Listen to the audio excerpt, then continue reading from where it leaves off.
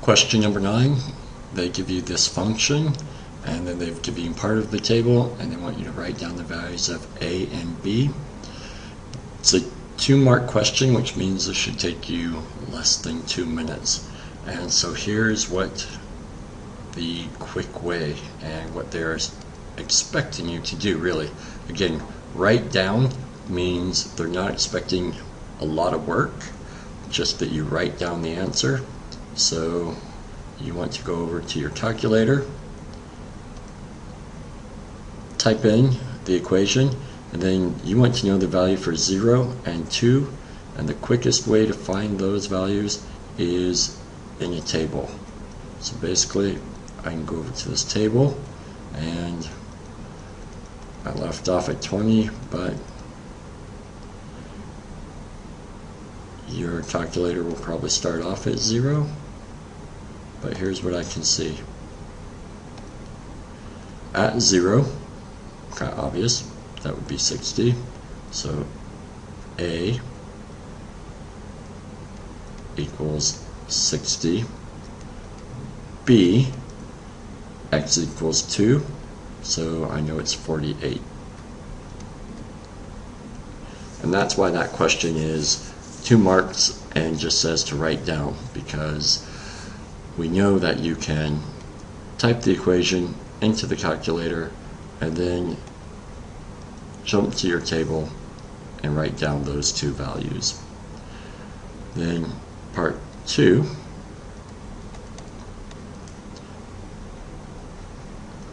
show that the coordinates of the vertex. Again, to show that, you're going to have to show me some work. And so the first thing we know is that x is equal to negative b over 2a. And so that is negative of negative 10 over 2 times 2.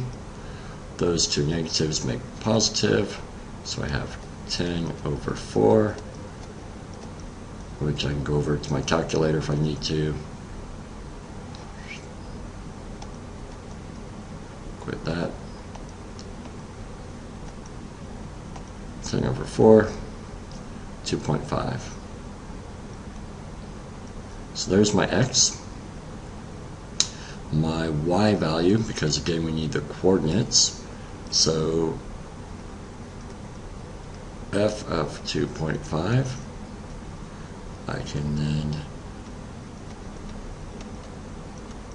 solve that.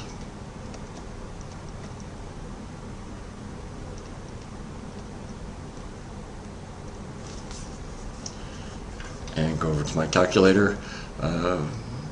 Probably easiest, yeah, just to calculate it out. 10 times 2.5, I'm going to do that in my head, 25.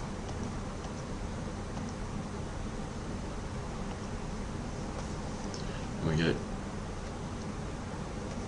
47.5, so the coordinates are 2.5, 47.5.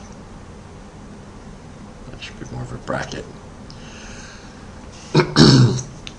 You can't plug in the equation and then just have it graph. I can't just have it make the graph and come up with the calculate the maximum or minimum and get credit for that. Because this is a show that question, again, it means you have to do some algebra, do the work. Okay? And then for part 3, state the values for which the function is increasing. Now, I'm going to bring my calculator back in. I press graph, I don't see anything. Here's this handy little trick. First off, they are telling me that the function they are concerned about is between negative 5 and 8. So I can go to my window and say, calculator, I only want to look at from negative 5 to 8. Then the easy, quick thing to do is once I tell my calculator my domain, the X values I want to look at. I can go to this zoom,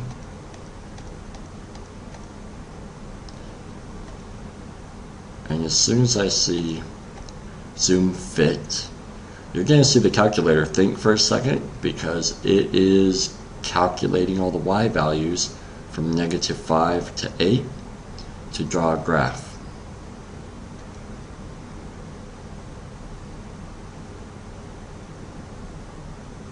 Oh, I did not do that. It's 0. Think a little bit, there it goes. And so now my calculator has fitted in the graph from -5 to 8. And if I go look at the window now, I can see it had to go from 47.5 up to 160. And if I go back to the graph, they're asking, when is it increasing? Well, the function's decreasing all along here, and now it's starting to increase. When did it start to increase? Well, that was at the vertex. Okay, so for part 3, again, this is kind of like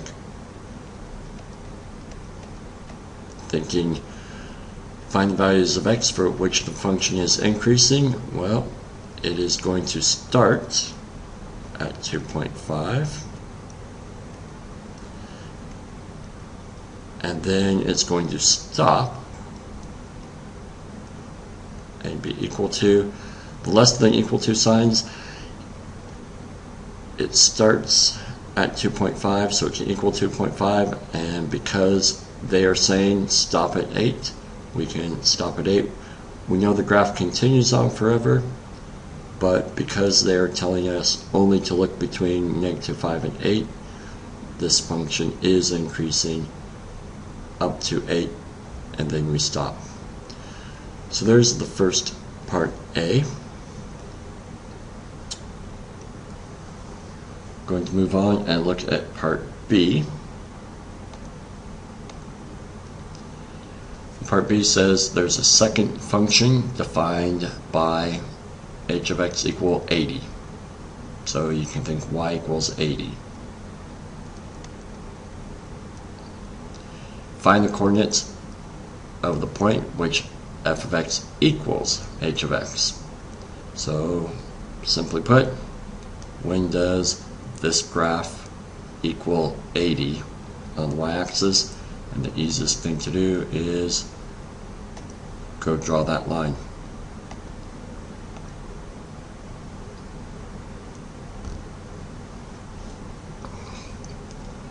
And there we can see the graph is going to equal 80 at these 2 points, and so we need to find out what they are.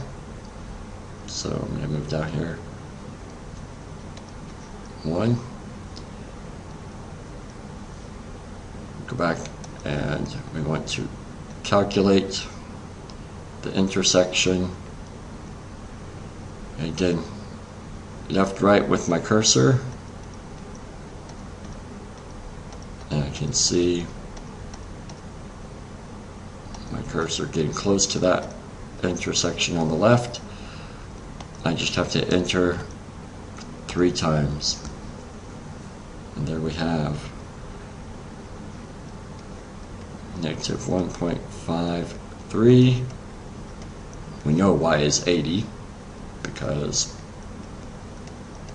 that's where it's intersecting. We need to figure out the x value, and then we could actually, by symmetry, if you think about it, we know the axis of symmetry is at 2.5.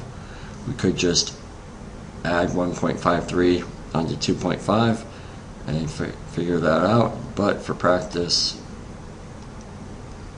I'll calculate the other intersection. If you want to be tricky, if I start going along, it's going to curve down, tracing the first curve. If I do press my up-down arrow, notice what it does. It now changes the first curve to be the y equals 80. So now if I go left-right, I'm actually tracing on the straight line, and that could take me less time.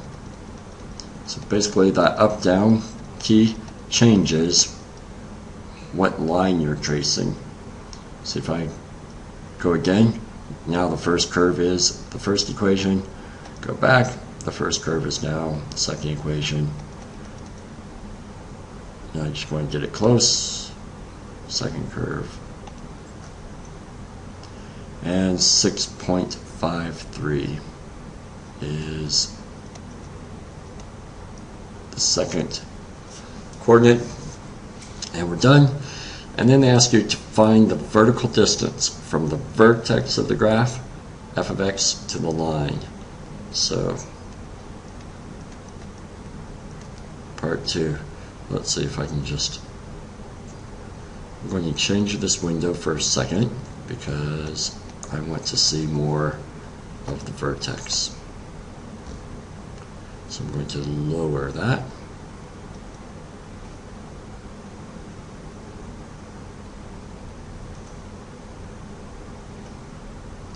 So there's the vertex, and there's my line y equal 80. What's that distance? Well, if you think about it, we're at a height, call it a height, of 80 on this line. Down at the vertex, what's the height? 47.5, which we figured out a moment ago. So for part D, we want 80 minus 47.5. And that should be about,